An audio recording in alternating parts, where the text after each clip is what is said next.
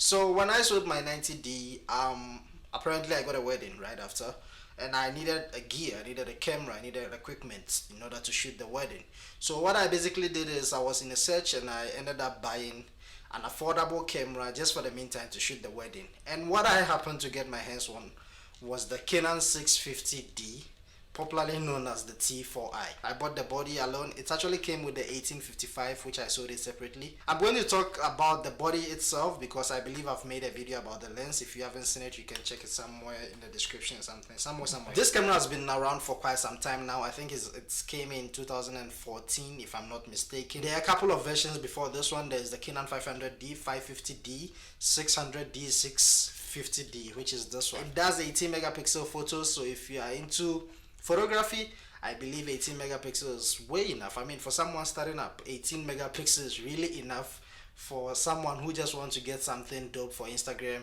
Even professional use, I believe 18 megapixel is really gonna do the job. Coming to the video side, it does full HD, which is 1920 by 1080.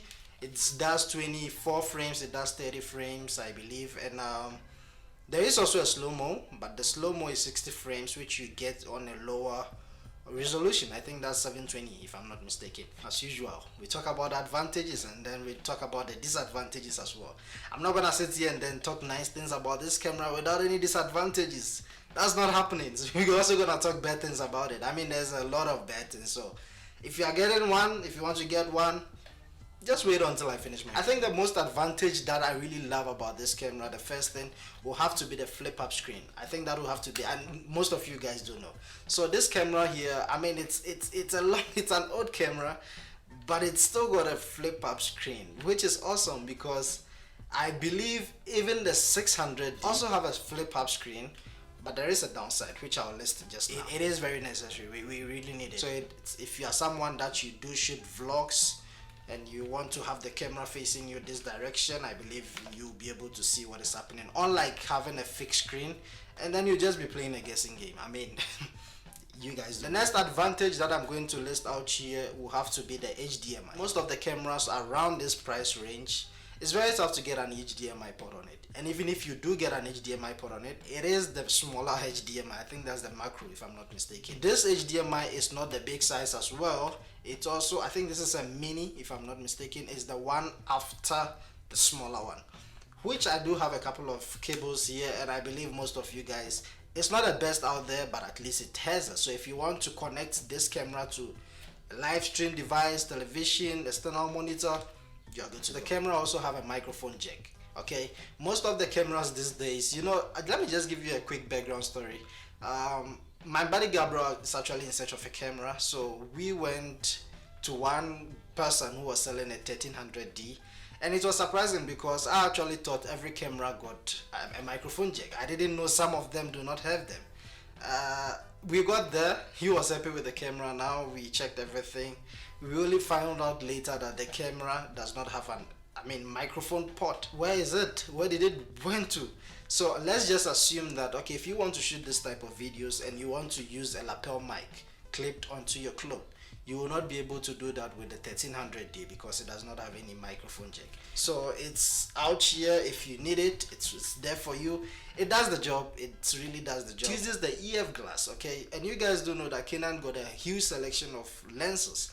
If you are someone that you are coming from Canon, or if you have ever used Canon, I'm sure you have a tons of lenses lying around. There are a whole bunch of lens selections that you can choose from. I believe most of the things that has been packed in this camera are the same features that are actually in the recent cameras that we have in these days, except for a few improvement that has been made in the newer models. Depending on what you do, don't get me wrong, because maybe what I might be shooting might not be the same thing that you do, so it's totally different story. So before you get into this camera, you should also consider what the things that you do, what you want to do with the camera.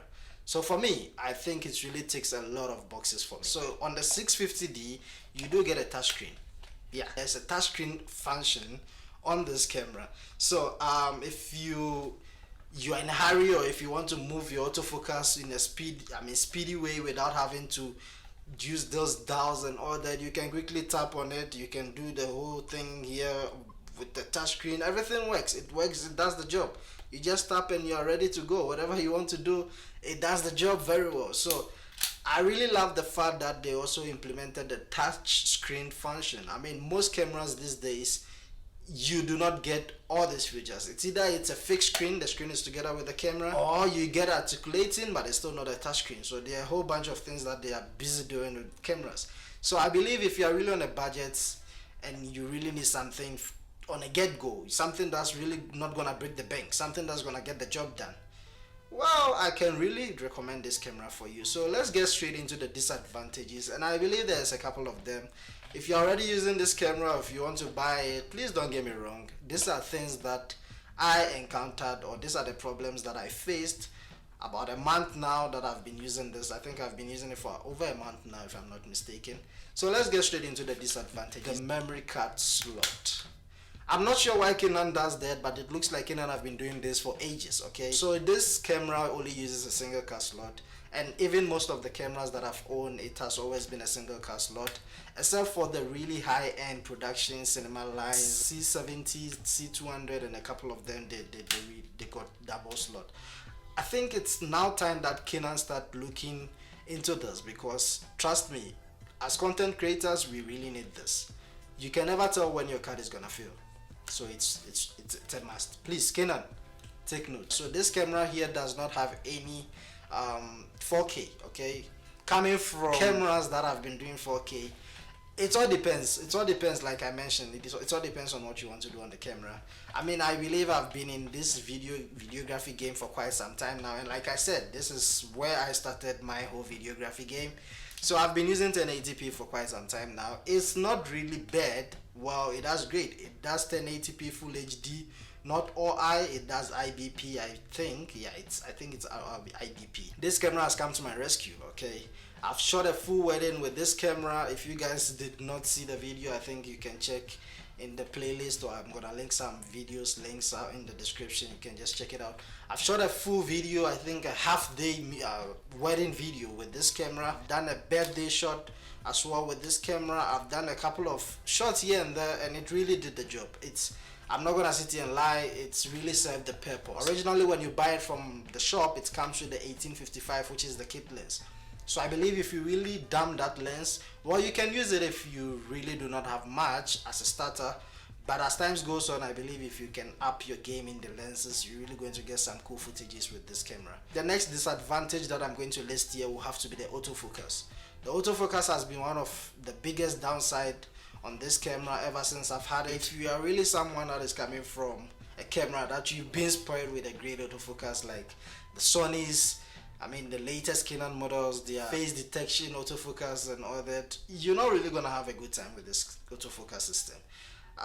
Sometimes I also say it depends on what you're shooting. When it comes to photography side, the autofocus does the job, but when you switch to video, it starts misbehaving. It really does its thing when you switch to video mode. It does its own thing. It tracks and then it lags and it does its own thing. So I had to really put an eye on it and make sure that it's tracking at the right place. Right now in South Africa, you can pick a used one for about 4,000, 5,000, the body alone, or maybe with a kit lens. It all depends on where you're getting it, but it is very cheap compared to most of the cameras in the market. And this camera does almost everything like what the newer models are even doing, except for few things that are missing. Who is this camera for? Let me just summarize this quick. I think this camera is for someone who is really into filmmaking or photography, a starter who is trying to learn or up his or her game but does not have much money. Well, I believe this camera is going to do the job very well, especially if you get some great lenses attached to it. If you want the best out of it, go with a fast lens, and I believe you're really going to get some great footages out of this camera. My buddy Gabriel is the one who bought it. He actually made the payment today, so I need to finish up this review right after. I need to hand it to him, and I don't know how he's gonna use it, man. The nigga hasn't even owned a camera before, so it's a fun camera to use. It's very easy. It's the home button. I mean, once you get your hands on, everything seems easy to operate. So I really believe he's going to, get his hands on in few moments, in less than a month. I believe he should be able to operate the camera. Anyway, thank you very much for coming. Really appreciate your support. Do not forget to click on the subscribe button. It really helps a lot. We're still moving. We're going to get to 1,000 subscribers very soon. But thank you very much for coming here again. I'm really humbled. I really appreciate this. Catch you guys in the next one. Please do not forget to subscribe. Take care.